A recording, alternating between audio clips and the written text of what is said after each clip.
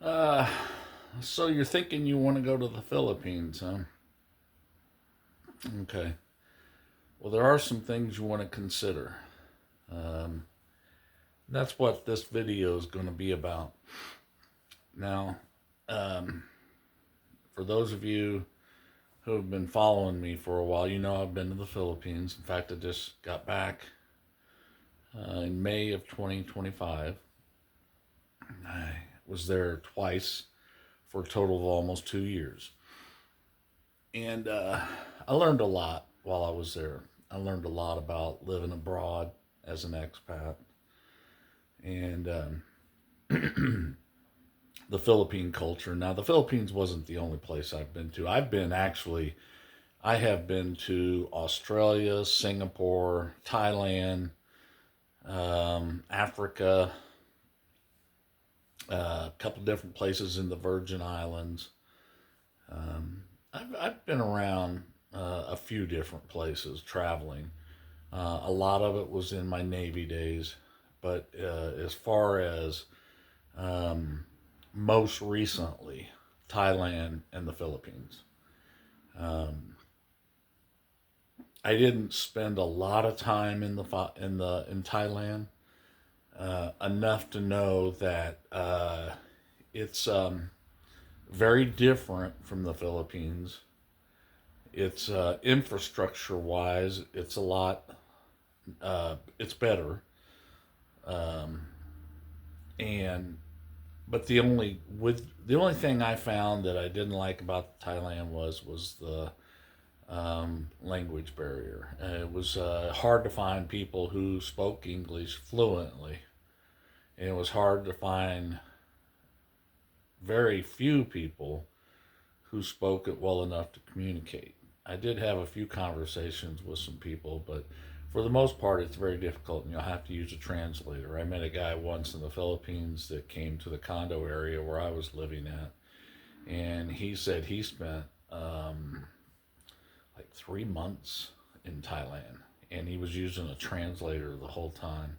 And he said it got boring. It got tired. He got tired of doing that. It got difficult to always have to rely on that translator. So, if you're a single guy and you're looking to meet women over there and try to hook up, and uh, that's something you want to consider. And that's the way it is with a lot of Southeast Asian countries. It's not just Thailand. It's a lot of them.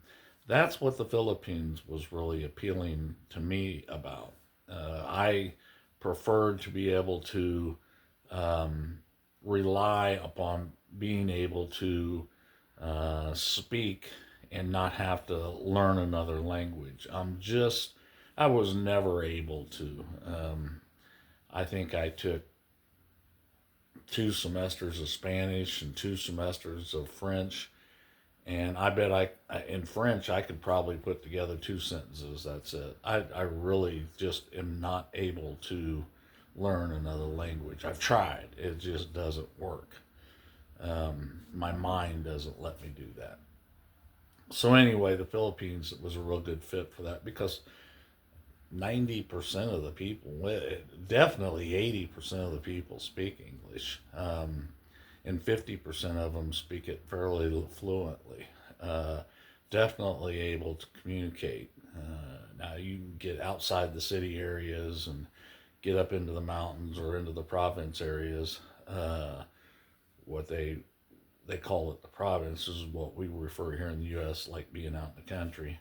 Um, then you might find some that is not fluent but can speak it and communicate a little bit on a lower level, not a really good level. So, but for the most part, it's pretty easy to communicate in the Philippines, and that was the big attraction for it for me. So anyway, um, things you do want to consider, and what I recommend, and what I wish now I would have done. If you've seen my other videos, I went over for about 3.5 months, came back to the U.S., and then ended up going back to the Philippines for about a year and a half. And the one thing that I always recommend, and I have had people while I was in the Philippines who came there and did those exploratory visits, 1 month, 2 weeks, whatever. They would ask me, "What's your biggest advice?" And I would always tell them, "Listen, if you're going to come over here and you seriously think you're going to come over here to stay, come here, find you a place to land, but don't make any major moves for a year. Take a year to really get a feel for everything." And there are so many dynamics involved in the reason why I say that. Because until you experience them, you really can't prepare yourself for it. I thought I did. I watched all the vlogs, all the videos, Paul Old Dog New Tricks, Mike's Philippine Retirement, Regular Guy, Q Adventures. I remember Q Adventures. Derek was one of the first people that I met when I got over to the Philippines. I wanted to rent a motorbike, and I went to him. He had a business there, and I remember sitting in his compound, and I'm looking around, going, "Wow, this is what I was seeing on the videos in the U.S." I eventually ended up getting in one of his videos, but anyway, um, I listened to all those guys and all the advice that they gave me, and some of them was really good. How I ended up where I did, which was in Lapu-Lapu, just outside of Cebu City, was I had listened to a vlogger that him and his girlfriend were sitting at a coffee shop along this strip, um, kind of like a Starbucks in a way, and he was talking about how, um, for a single guy looking to meet girls, find wife, girlfriend, whatever, this would be a perfect place because this strip was real modern, real easy, real nice, and there were like 3 call centers there, so there were girls there everywhere. So that's why I chose that place, and it ended up being a really good one. I wanted a soft landing. Um, I'm older. I'm not adventurous. I don't want to go island hopping when I got to the Philippines. Um, I wanted to find somewhere where I could relax, um, have a real easy going um, style of life, similar to what I would find in the U.S. or Western cities, and ease into it. And that's what I found. Lapu-Lapu, like I said, is a little island just off of Cebu City. The island of Cebu, of course, if you've done any research on the Philippines, you know the Philippines is a series of islands, over 7,000 islands.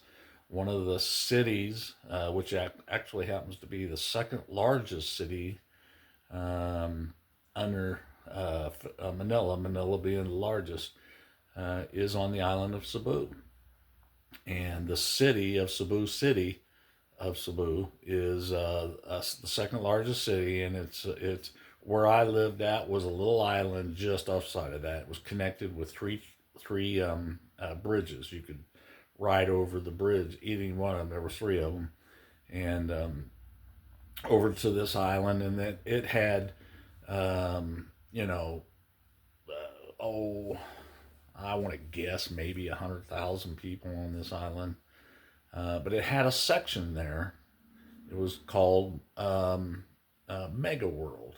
Well, it was actually called Mactan Newtown, and it was a Mega World development. Mega World, if you've done any research in the Philippines, is real big on developing Western style condo communities. And this one had a series of condos that were Western styled, um, and it all walkable. You could get, there was grocery store there, there were restaurants.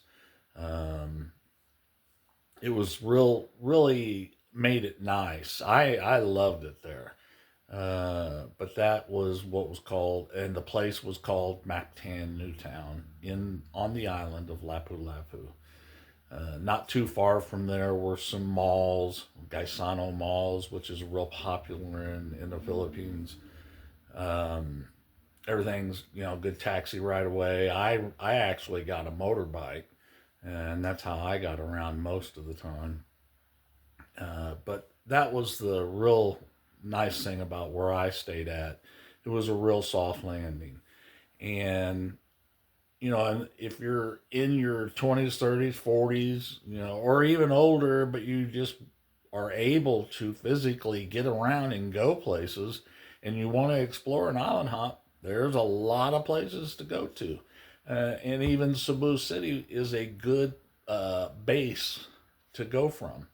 Have a base there and then just go out and visit all these different places. If you want to travel around, you can definitely do it in the Philippines. There's plenty enough places to go to and visit. Boracay, Palawan, Batayan Islands. I mean, there's beautiful beaches everywhere and nice cities. But anyway, I wanted to get a grip on where I wanted to live. I thought I was going to stay there forever. My first 3.5 months there was I wasn't sure what I was going to do, but when I went back the second time, and I was there a year and a half, I had planned on staying there. So, but after being there the amount of time that I did, the one thing for sure I remembered that I remember is I remember a guy early on said, Rick, take your time. Don't make any major decisions in the first year. He said, because I guarantee you, from now till a year later, you're going to think differently. And that was true. That was very true. And I've seen that happen to a lot of people. Are there guys that come over there, they sell everything they've got in the United States, go over and stay and thrive and make it? Yeah. Are there a lot of guys that come over there and try to do that and then end up leaving 2, 3, 4, 5, 6 months later? Yep. Probably more than that, more of that than anything. Because it is an entirely different way of life in the Philippines. There are so many dynamics, there are so many nuances, there are so many reasons for me to say that it just takes actually to go there and experience it for yourself to understand fully what I'm trying to say. I thought, like I said, I had watched a lot of videos. I thought I was prepared. And there were some things, yes, I was prepared for, but not fully. Definitely not fully. One of the things you really have to learn to do over in the Philippines is patience.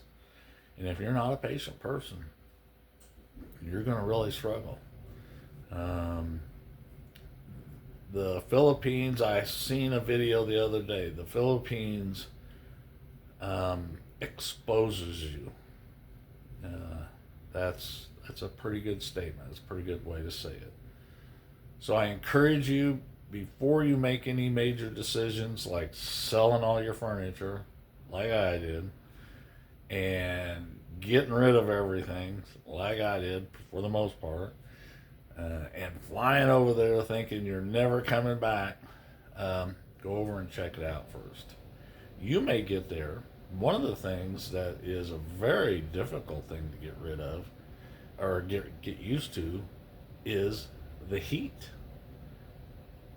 Uh, you know, Indiana, it gets pretty hot in the summertime and it's humid, but it's not like it is over in the Philippines.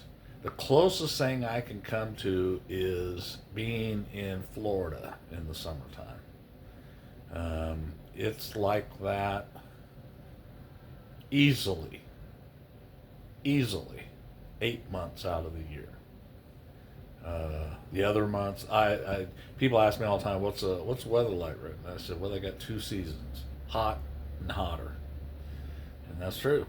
Uh, Now there was the occasional time where it got down to, let's say, 72, 73, 74 degrees, uh, and there might be a slight wind.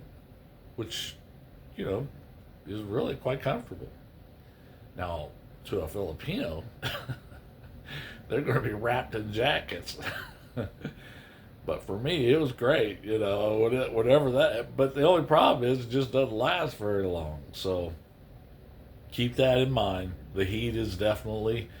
I heard I heard another vlogger once describe it. You have no idea what it's like to walk out of your condo or your apartment or whatever and leave that air con, and just walking to the elevator or the front doors of wherever you're staying at, and by the time you get there you're sitting there going, wow, it's really hot. It that can be something that, you know, 7 8 days straight of doing that, you know, it'll start to wear on you a little bit. The heat is definitely something you have to keep in mind.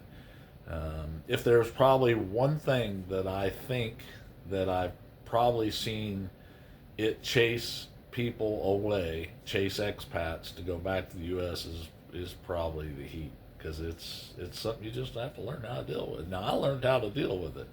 You know, I wore a lot of t-shirts and shorts and flip-flops everywhere. I mean, that was pretty much 90% of the time. That's what I wore, was t-shirts, flip-flops, and shorts.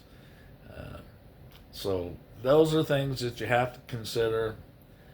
You know, don't give everything away. Go over and do an explore. If anything, just, you know, go there for a year and say, okay, I'm not going to do anything for a year. I'm just going to come over here. I'm going to try to experience it.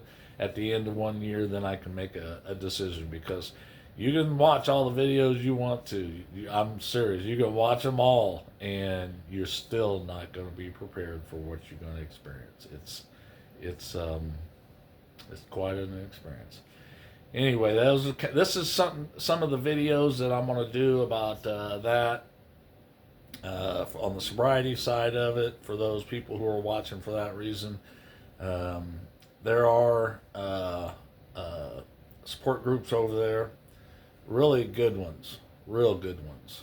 And of course, I know I always had my morning ritual and way I did things to, you know, for staying sober. I exercise those off always, but anyway, if you would, please hit that like button and share button. Subscribe to, if you would. We're going to start moving on a series here pretty soon. In fact, this might even be part 1 of it, where I'm going to get into some more details about retirement and retirement abroad. I've got some other places that friends of mine are going to, and the things that they're telling me, and I'm going to talk about those also. So please hit that like button, subscribe button, share button, and you know, see you on the next one.